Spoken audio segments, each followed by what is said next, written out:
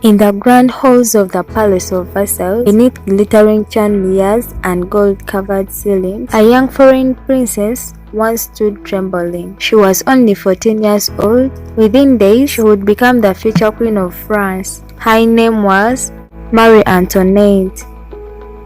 To some, she was a symbol of beauty, fashion, and royal luxury. To others, she was the heartless woman who danced while her people starved. But behind the myths and accusations was a young woman, a wife, and most importantly, a mother, living in one of the most dangerous periods in French history. This is the story of Marie Antoinette, her children, her extravagancy, her controversies, and her tragic end. Marie Antoinette was born in Vienna, Australia, in 1755. She was the 15th child of Empress Maria Theresa, one of the most powerful rulers in Europe. Growing up in Australian court, Marie Antoinette lived comfortably but not as strict as the French royal court demanded. She enjoyed music, dancing, and outdoor activities. Education was not her strongest area. Unlike her siblings, she struggled with languages and formal academic subjects. At just 14, her life changed forever. To strengthen political alliances between Australia and France, she was married to the future King of France, Louis XVI. The marriage was not about love, it was about diplomacy and power.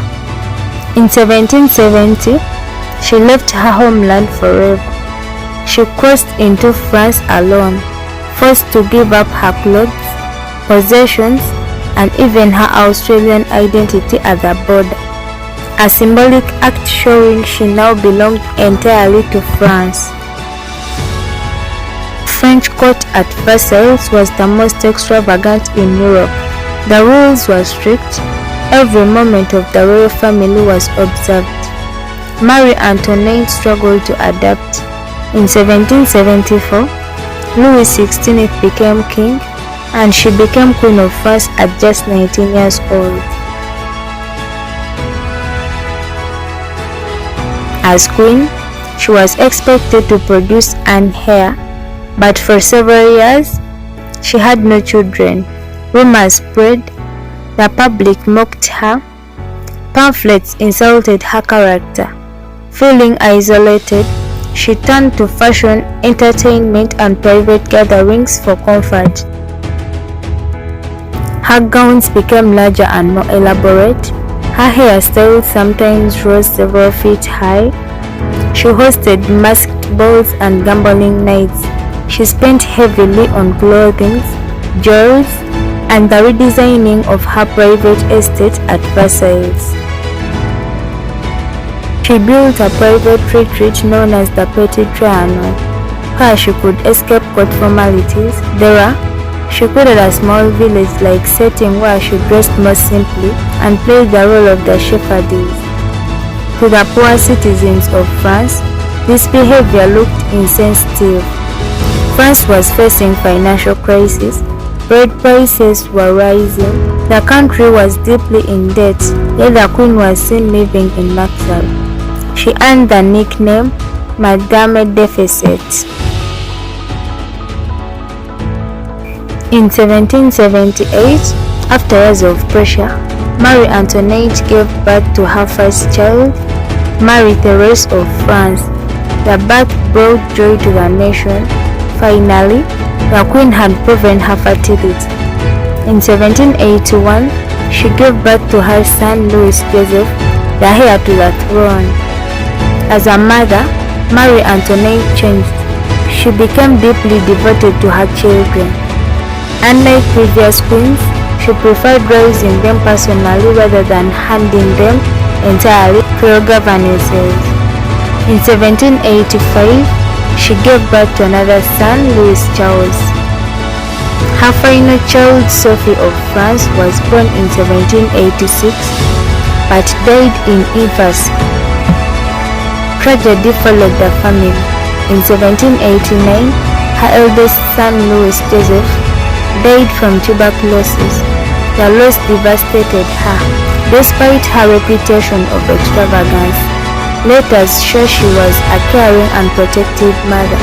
She worried constantly about her children's safety as political tensions in France increased. Her maternal image, however, did little to repair her public reputation. In 1789, the French Revolution began.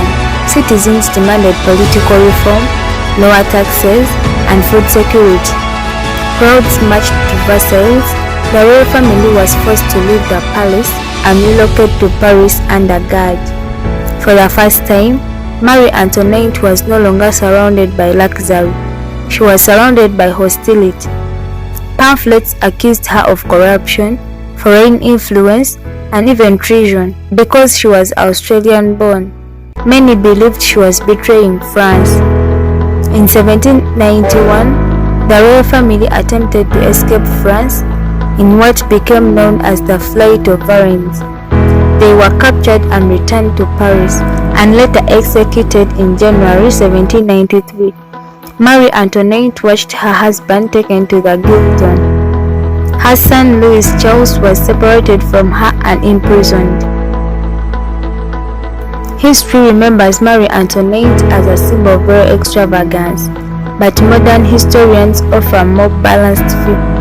Yes, she spent extravagantly.